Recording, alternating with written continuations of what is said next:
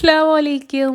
അപ്പം ഇന്ന് ഞാൻ എൻ്റെ വ്ളോഗിൽ ഉൾപ്പെടുത്തിയിട്ടുള്ള എൻ്റെ ഒരു ചെറിയ രീതിയിലുള്ള ഒരു നോമ്പ് തുറയും കൂടാണ്ട് വളരെ എളുപ്പത്തിൽ നമുക്ക് ചെയ്തെടുക്കാൻ പറ്റുന്ന മലബാറിൻ്റെ സ്വന്തം കോഴിക്കഞ്ഞിയുടെ റെസിപ്പി ആയിട്ടാണ് ഞാൻ വന്നിട്ടുള്ളത്. അപ്പം നമുക്ക് വീഡിയോയിലോട്ടേക്ക് പോയാലോ?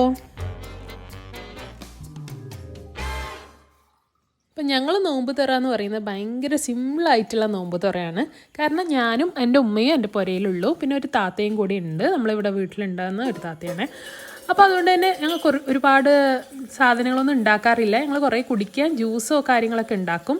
അപ്പം ഈ കാണുന്ന ഈ ബത്തക്ക ഞാൻ മുറിച്ചിരുന്നുള്ള ജ്യൂസില്ലേ, അത് എൻ്റെ അടുത്ത വീഡിയോയിൽ വരുന്നതായിരിക്കും. നിങ്ങളെല്ലാവരും കാണണം കേട്ടോ. പിന്നെ ഈ ജ്യൂസ് ഏതാ നിങ്ങൾക്ക് മനസ്സിലായോ? നമ്മൾ പ്രിപ്പയർഡ് ചെയ്ത് വെച്ച റമദാനിന് വേണ്ടി ഉണ്ടാക്കി വെച്ച ആ ജ്യൂസായിരുന്നു. അപ്പോൾ നിങ്ങൾ ആരും എൻ്റെ പാലിൻ്റെ കളറ് കണ്ട് നെട്ടരില്ല കേട്ടോ. കാരണം ഞങ്ങൾ പാലിന് മഞ്ഞൾ ഇട്ട് കൊടുക്കും. കാരണം എനിക്കും ഉമ്മക്കും കഫത്തിൻ്റെ ഭയങ്കര പ്രശ്നമാണ്. അതുകൊണ്ട് തന്നെ ഞങ്ങൾ പാലിനെല്ലാം തിളപ്പിക്കുന്ന സമയത്ത് തന്നെ മഞ്ഞളിട്ട് കൊടുക്കും. അപ്പം കണ്ടില്ലേ, ഇതാണ് ഞങ്ങൾ ഒരു ജ്യൂസ്. ഫസ്റ്റത്തെ ജ്യൂസ് ഞാൻ ഓൾറെഡി പ്രിപ്പയർ ചെയ്ത് വെച്ചിട്ടുണ്ട്. ഈ ജ്യൂസിൻ്റെ ലിങ്ക് എൻ്റെ ഡിസ്ക്രിപ്ഷൻ ബോക്സിൽ നിങ്ങൾക്ക് കാണാൻ പറ്റും. ഇതെന്ന് വെച്ചാൽ അടുത്തത് മുസംബി ജ്യൂസാക്കും. കാരണം എൻ്റെ ഉമ്മാക്ക് ഭയങ്കര ഇമ്മ്യൂണിറ്റി കുറവാണ്. അപ്പോൾ അതുകൊണ്ട് തന്നെ ഒരുപാട് ഇലക്ട്രോലൈറ്റ്സ് എടുക്കണം. അതുകൊണ്ട് തന്നെ ഉമ്മാക്ക് മുസംബി ജ്യൂസും അതിൻ്റെ കൂടെ ഗ്ലൂക്കോസ് പൗഡറിൻ്റെ കൂടെ മുസംബി ജ്യൂസ് ആക്കിയിട്ടാണ് ഉമ്മാക്ക് കൊടുക്കാറ്. അപ്പം അത് ഉമ്മാക്ക് മാത്രം വേണ്ടിയിട്ടുള്ള ഒരു ജ്യൂസാണ് കേട്ടോ. അപ്പം ഇന്നത്തെ ഇഫ്താറിന് ഞങ്ങൾ വേറെ ഉണ്ടാക്കിയിട്ടുണ്ടായത് കോഴിക്കഞ്ഞിയാണ്. അപ്പോൾ കോഴിക്കഞ്ഞി ഉണ്ടാക്കാൻ വേണ്ടിയിട്ട് ഞാൻ 1.5 തേങ്ങ, അതായത് 3 മുറി തേങ്ങ എടുത്തിട്ടുണ്ടായിന്.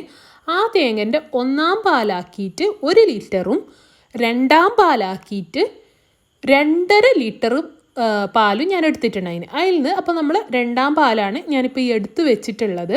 അപ്പോൾ ഫസ്റ്റ് നമുക്ക് ഈ 2-ാം പാലിലേക്ക് 2 വലിയ ഉള്ളി, അതായത് സവാള അരിഞ്ഞത് ഇട്ട് കൊടുക്കാം കേട്ടോ. ഭയങ്കര എളുപ്പത്തിൽ നമുക്ക് ചെയ്യാൻ പറ്റുന്ന ഒരു സാധനമാണ്. പിന്നെ 1 തക്കാളി ചെറുതായി മുറിച്ച് കൊടുത്തത്.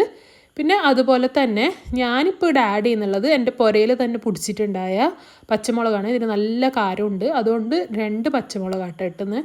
നിങ്ങൾക്ക് 3 ഇടാം. പിന്നെ 1 ക്യാരറ്റും ചെറുതായിട്ട് അരിഞ്ഞു കൊടുത്തതാണ്. ഇത് 3 നിങ്ങൾക്ക് ഇട്ട് കൊടുക്കാം. ഇനി ഇതിലേക്ക് 1 ടീസ്പൂണ് ഉലുവയും 2 ടേബിൾ സ്പൂൺ ഉപ്പും കുറച്ച് മഞ്ഞളും ഇട്ട് കൊടുക്കാം. പിന്നെ 1.5 കപ്പ് തനിമരി, അതായത് ജീരകശാല അരി ഇട്ട് കൊടുക്കാം. 1 കപ്പ് ചിക്കന് ഇതുപോലെ ചെറുതായി മുറിച്ചെടുത്തതാണ് കേട്ടോ.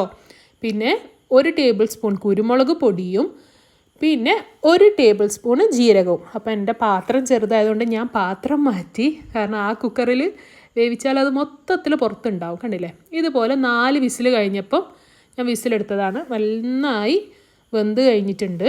ഇനി ഇതിലേക്ക് നമുക്ക് നേരത്തെ മാറ്റി വെച്ചിട്ടുണ്ടായ 1-ാം പാൽ ഒഴിച്ച് കൊടുക്കാം. 1-ാം പാൽ ഒഴിച്ച് പിന്നെ തീ ചെറുതാക്കി വെക്കണം. തിളക്കാനുള്ള ഒരു അവസരം കൊടുക്കരുത്.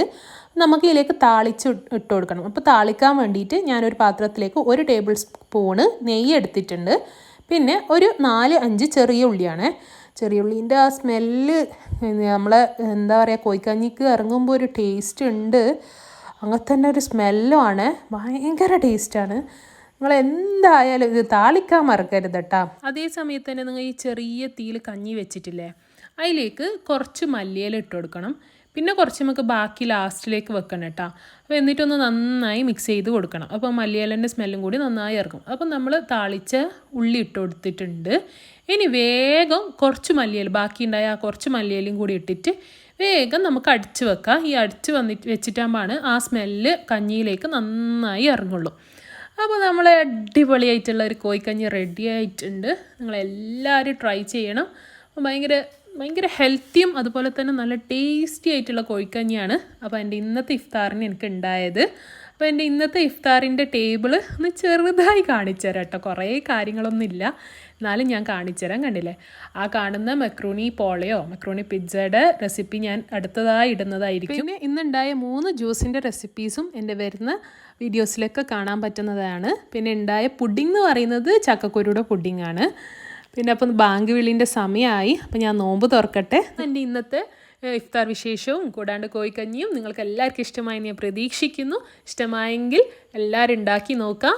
സബ്സ്ക്രൈബ് ചെയ്യാത്തവർ സബ്സ്ക്രൈബ് ചെയ്യുക, കമൻറ്റ് അറിയിക്കുക, നിങ്ങളുടെ ഫ്രണ്ട്സും ഫാമിലിയൊക്കെ ആയിട്ട് ഷെയർ ചെയ്യാം. വീണ്ടും നല്ലൊരു വീഡിയോയിൽ കാണുന്നവരേക്കും it's me Nashwana signing off. Bye. അസ്സലാമു അലൈക്കും.